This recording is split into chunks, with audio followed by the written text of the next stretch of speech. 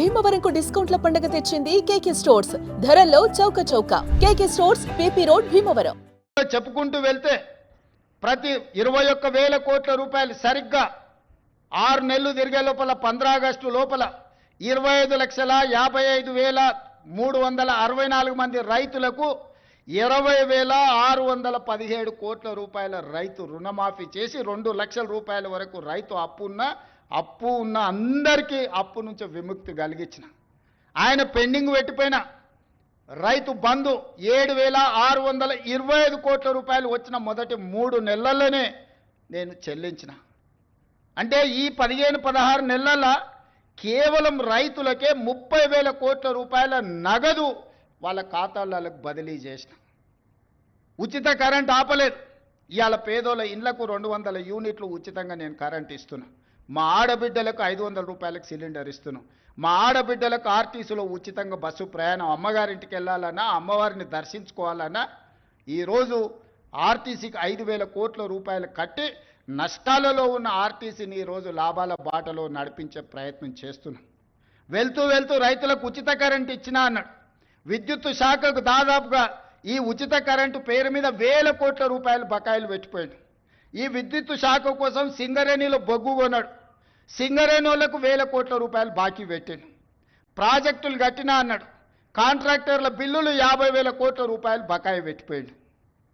ఇట్లా ఏడ కనిపిస్తే అక్కడ, ఎక్కడ దొరికితే అక్కడ, ఎంత మిత్తికి వస్తే అంత మిత్తికి ప్రభుత్వం ఇరిగేషన్ ప్రాజెక్టులు కడితే 4-5% మిత్తికి లోన్లు దొరుకుతాయి. 11% అప్పులు తీసుకొచ్చిండా. సొంతం కోసం చేస్తుండేనా? ఇవాళ 11%తోనే అప్పులు తేవడం అంటే ఇంతకంటే దుర్మార్గం ఎక్కడుండదు. మీ పోలీస్ స్టేషన్లలో వస్తాయి. పెద్ద కుటుంబాల పిల్లలు వ్యసనాలకు బానిసలై ఊరి మీద పడి అప్పులు చేసి ఆస్తులన్నీ అమ్మేస్తుంటారు. అట్లనే ఔటర్ రింగ్ రోడ్ అమ్మేసారు.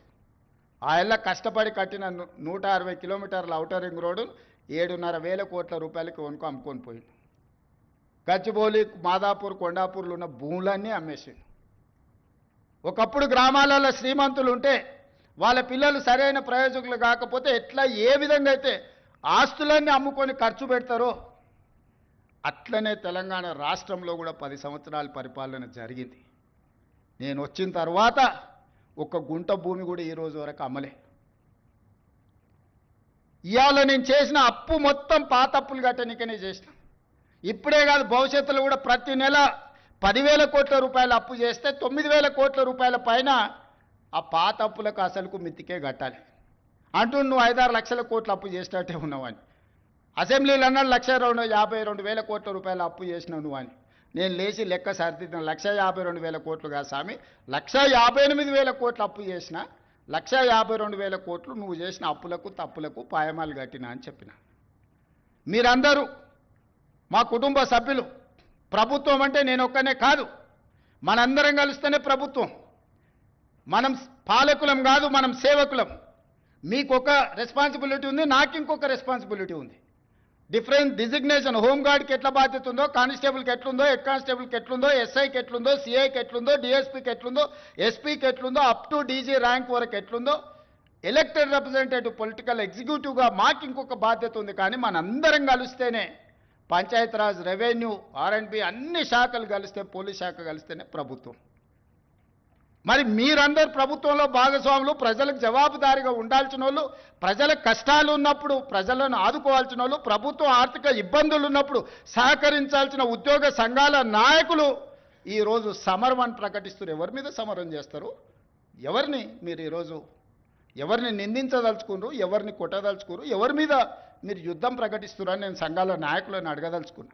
మీకు బాధ్యత లేదా? 35 సంవత్సరాలు ప్రజలు మన జీత భత్యాలు ఇచ్చి రిటైర్ అయిపోయిన తర్వాత మనకు పెన్షన్ కూడా ఇచ్చి మన కుటుంబాలను ఆదుకుంటున్న 98% ప్రజల యొక్క పెన్షన్లు కానీ, రైతు రుణమాఫీ కానీ, రైతు భరోసా కానీ, ఉచిత కరెంటు కానీ, షాదీ ముబారక్ కానీ, కళ్యాణ లక్ష్మి కానీ, ఆర్టీసీలో ఆడబిడ్డలకు ఉచిత ప్రయాణం కానీ, ఇవన్నీ చేయాల్సిన బాధ్యత ప్రభుత్వ ఉద్యోగ సంఘాల నాయకుల మీద లేదా? ప్రజాప్రతినిధుల మీద మాత్రమే ఉన్నదా? మాకే కాదు, మీకు కూడా వాళ్ళే జీతభత్యాలు ఇస్తున్నారు. మీకు ఉద్యోగాలు ఇచ్చింది కూడా ఈ ప్రజలే కదా. మీకు ఉద్యోగాలు ఇచ్చిన వాళ్ళే మాకు ఉద్యోగాలు ఇచ్చారు. మనందరం కలిస్తేనే ప్రభుత్వం. దయచేసి ఉద్యోగ సంఘాల మిత్రులకు నాయకులకు నేను విజ్ఞప్తి చేస్తున్నా, ఇది ప్రజాప్రభుత్వం, ప్రజల కోసం పనిచేస్తున్న ప్రభుత్వం. ఏదైనా విషయం ఉంటే చర్చించండి, మాట్లాడుకుందాం.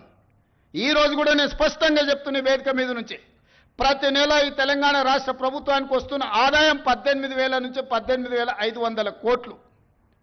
కానీ ప్రతి నెల నాకు కనీస అవసరాలు తీర్చడానికి 22,500 కోట్ల రూపాయలు కావాలి. ఈరోజు మీకు ఇచ్చే జీతాలు కానీ, మీ పెన్షన్స్ కానీ, లేకపోతే ఈరోజు సంక్షేమ పథకాలు కానీ, రాష్ట్రంలో ఉన్న పనులు చేయడానికి 22,500 కోట్ల రూపాయలు కావాలి. 4,000 కోట్ల రూపాయలు ప్రతి నెల ఆదాయం తక్కువ ఉంది. అప్పుడప్పుడు ఆశా వర్కర్లు అంటుంటారు మా జీతం రాలేదని, ఇంకోసారి అంగన్వాడీ వాళ్ళు అంటుంటారు, ఇంకోసారి అవుట్ సోర్సింగ్ వాళ్ళు అంటుంటారు. మా రామకృష్ణారావు గారు, మా బట్టి విక్రమార్క గారు చేస్తున్నది ఏంటంటే, ఓ నెల ఈయన కాపీ ఆయనకి ఇస్తుండు, ఒక నెల ఈయన కాపీ ఆయనకి ఇస్తుండు, అడ్జస్ట్మెంట్ బడ్జెట్ పద్మనాభం పనులు చేస్తున్నారు. ఉన్నది 18,500 కోట్లే. 18,500 కోట్లల్లో ఈరోజు 7,000 కోట్ల రూపాయలు అప్పుకు పోయింది. 5,000 నుంచి 5,500 కోట్ల రూపాయలు మీ జీత భత్యాలకు పోయింది. 13,000 కోట్లు పోయిన తర్వాత నా చేతిలో మిగులుతున్నది 6,000 కోట్లు నికరంగా. ఈ 6,000 కోట్ల పెన్షన్ ఇవ్వాలన్నా, వృద్ధాప్య పెన్షన్ ఇవ్వాలన్నా, రైతు రుణమాఫీ చేయాలన్నా, రైతు భరోసా ఇవ్వాలన్నా, షాదీ ముబారక్ ఇవ్వాలన్నా, కళ్యాణ లక్ష్మి ఇవ్వాలన్నా, ఫీజు రియంబర్స్మెంట్ కట్టాలన్నా, ఏమేం పథకాలు చేయాలి? ఈ అన్ని పథకాలు చేయాలంటే నాకు 22,000 కోట్ల చిల్లర కావాలి. ఈ 18,000 నుంచి 18,500 కోట్లలోనే ప్రతిరోజు కూర్చొని రూపాయి మీ జీత భత్యాలు నెల జీతం వస్తే ఇంటి ఖర్చు ఎంత, పాల ఖర్చు ఎంత, హాస్పిటల్ ఖర్చు ఎంత, పిల్లల ఫీజులు ఎంత, మీరెట్లా ప్రణాళికలు చేసుకుంటున్నారో, ఈ రాష్ట్ర ప్రభుత్వాన్ని నడుపుతున్న నేను కూడా అట్లనే ప్రణాళిక వేసుకొని రూపాయి ఎక్కడ ఉంది, ఎక్కడ ఖర్చు పెంచకుండా దుబారా మొత్తం తగ్గించి, ముఖ్యమంత్రిగా ఎక్కడికి పోయినా నాకు ప్రత్యేక విమానం తీసుకొని పోవచ్చు. ప్రత్యేక విమానం కాదు కదా, మామూలు విమానంలో కూడా ఎకానమీ టికెట్ కొనుక్కొని పోతున్నా. విదేశాలు పోతే కూడా ఫస్ట్ క్లాస్ ఏది కావాలన్నా ముఖ్యమంత్రికి ఆ హోదా ఉంటుంది. నేను ఆ టికెట్లు కూడా కొనుక్కోవడం లేదు, చాలా నార్మల్ సామాన్య ప్రయాణికులతో నేను ప్రయాణం చేస్తున్నా. సుమన్ టీవీలో మీ పర్సనల్ అండ్ బిజినెస్ ప్రమోషన్స్ కోసం కింది నెంబర్కి కాంటాక్ట్ చేయండి.